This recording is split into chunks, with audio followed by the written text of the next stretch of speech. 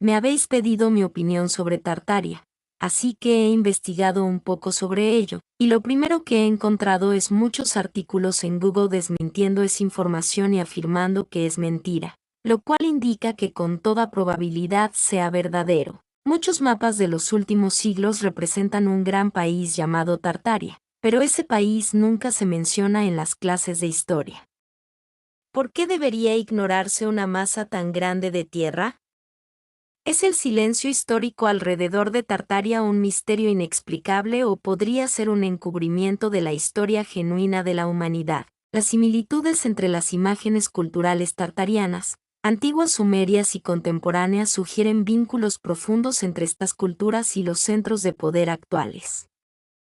Por ejemplo, las menciones de una antigua criatura mítica conocida como el grifo aparecen repetidamente en la mitología sumeria. El grifo también aparece en la bandera tartaria y en muchos otros artefactos culturales contemporáneos bien conocidos, como el sello real británico, el sello masónico, las banderas de muchas naciones, y estatuas en el Vaticano y en Washington, D.C. El grifo se puede ver en el águila, símbolo de Estados Unidos. ¿Será este un caso sobre la historia perdida de la humanidad? Se podría decir que la mayoría de la gente no sabe casi nada acerca de la historia real de la humanidad, ya que los poderes han falsificado y distorsionado descaradamente la historia. El control de la historia es una de las áreas más importantes que debe manejarse si se va a dominar a las masas.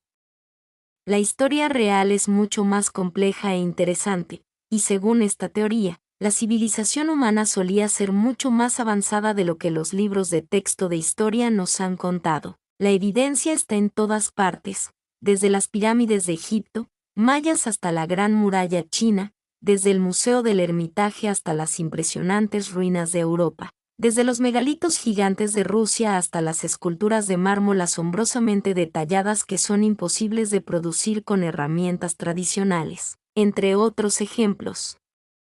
El primer paradigma a ser desafiado sería lo que la historia ofrece como cronología.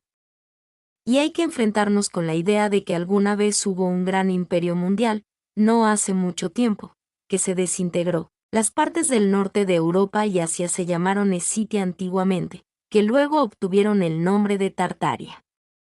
Escitia fue movida a un pasado lejano por los falsificadores de la historia, pero los documentos anteriores al siglo XIX indican que sí existió recientemente. Otro hecho histórico es que los bizantinos usaron el nombre de los escitas para referirse a los rusos. ¿Pero qué pasa con los mongoles? ¿Quiénes eran en realidad? La hipótesis de que los mongoles se originaron en las tierras fronterizas de la lejana China se acuñó alrededor del siglo XVIII y además de eso, se le dio un nuevo significado a la palabra mongol. Hoy en día se refiere a la llamada raza mongoloide, pero incluso en el siglo XIX muchos historiadores todavía consideraban a los mongoles, tártaros, escitas, sármatas y moscovitas como un grupo étnico. Por cierto, los documentos anteriores al siglo XIX suelen referirse a Gengis como el Khan o emperador de Tartaria.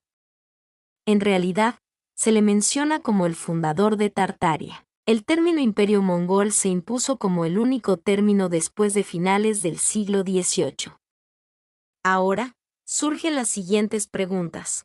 ¿Qué pasó con Tartaria y quienes transformaron a los emperadores tártaros en asiáticos? Bueno, hemos establecido que Tartaria era un vasto imperio gobernado por un gran Khan o emperador, que tenía muchos grandes reinos y provincias bajo su gobierno.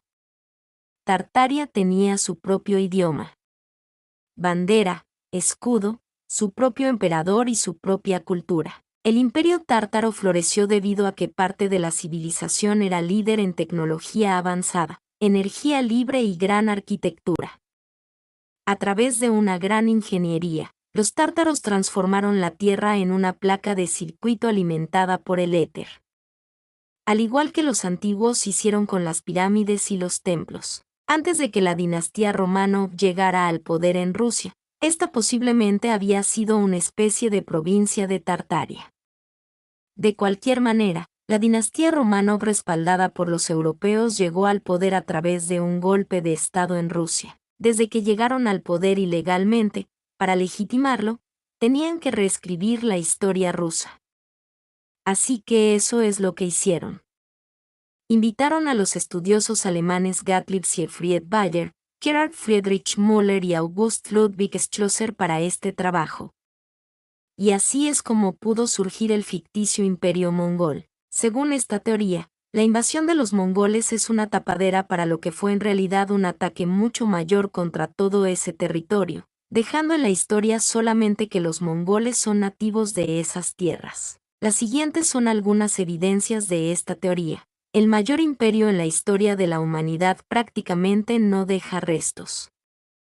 No hay ni una sola evidencia empírica, arqueológica, genética, lingüística o de ningún tipo del imperio mongol. No hay ningún mapa antiguo que muestre el supuesto imperio mongol, mientras que Tartaria se muestra en todos los mapas anteriores al siglo XIX. La cuestión es que Tartaria dejó de existir, se borró de la historia oficial y en su lugar se puso el falso imperio mongol. La Gran Muralla China. Marco Polo escribió un extenso y detallado relato de Asia en los siglos XIII y XIV y ni siquiera mencionó un muro. La Gran Muralla no se ve en ningún mapa anterior a finales de 1600. Así que la mayor parte de su construcción, según esta hipótesis, se produjo en 1700, y fue construida para mantener a los chinos invasores fuera de Tartaria. Las aberturas en la pared están en el lado norte hacia la antigua Tartaria, no en el lado sur de China. Según estos datos debería llamarse la Gran Muralla de Tartaria. Tartaria continuó coexistiendo con la Rusia de Románov durante algún tiempo. No se sabe exactamente cómo dejó de existir Tartaria, pero según algunos académicos, como Nikolai Levasov, Tartaria fue absorbida por Rusia en la gran guerra que hoy se conoce como la Rebelión de Pugachev, 1773 a 1775. Otros afirman que hubo algunos eventos cataclísmicos causados deliberadamente, posiblemente una inundación por agua, una inundación de lodo o algo similar a una guerra nuclear, que eliminó una civilización relativamente avanzada del continente euroasiático entre los siglos XVIII y XIX. Tartaria fue debilitada y luego absorbida por Rusia. En realidad, hay mucha evidencia que apoya la hipótesis del cataclismo. Ahí es donde entran las estatuas y esculturas dañadas, las ruinas y las ciudades parcialmente enterradas, pero ese es otro tema. Ese evento destructivo como el de inundación de lodo pudo conducir a un concepto, al que llaman el reinicio. Se cree que los restos del imperio de Tartaria fueron completamente demolidos alrededor del año 1733. Y no fue hasta el momento en que se pudo sobrevolar, que se encontraron señales del imperio y sus edificios en Siberia en los tiempos modernos.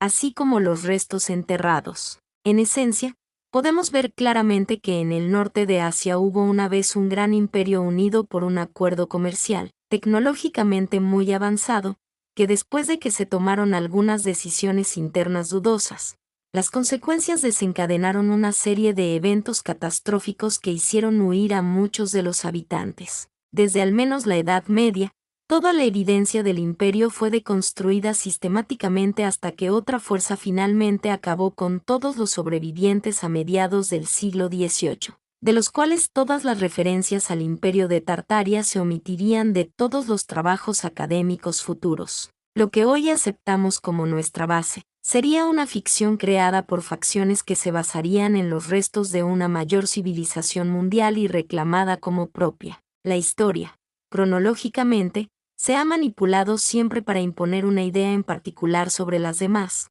por lo que conocemos como historia antigua no es nada de eso. Han fabricado nuestra herencia y han regresado a la historia remota muchos eventos históricos recientes, que también han expandido la extensión y el poder de sus propios imperios, si es que alguna vez tuvieron alguno.